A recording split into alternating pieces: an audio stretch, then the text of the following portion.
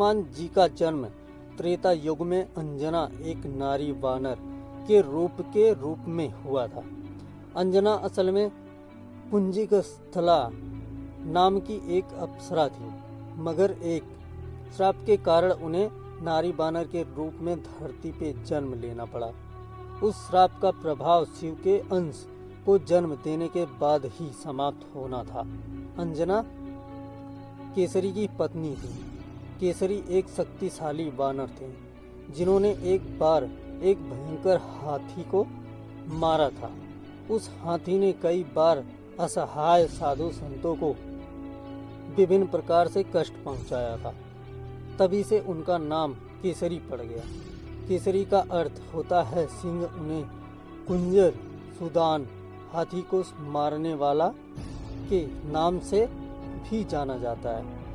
संक्षिप्त हनुमान कथा। केसरी के संग में अंजना ने भगवान शिव की बहुत कठोर तपस्या की, जिसके फलस्वरूप अंजना ने हनुमान शिव के अंश को जन्म दिया। जिस समय अंजना शिव की आराधना कर रही थी, उसी समय अयोध्या नरेश दशरथ पुत्र प्राप्ति के लिए पुत्र कामना यज्ञ करवा रहे थे। फलस्वरूप उन्हें एक दिव्य फल प्राप्त हुआ, जिसे उनकी रानियों ने बराबर हिस्सों में बांटकर ग्रहण किया।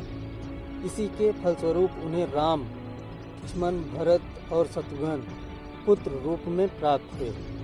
विधि का विधान ही कहेंगे कि उस दिव्य फल का छोटा सा टुकड़ा एक चील काट के ले गई और उसी वन के ऊपर से उड़ते हुए जहां अंजना और केसरी तपस्या कर रहे थे, चील के मुंह से वो टुकड़ा नीचे गिर गया।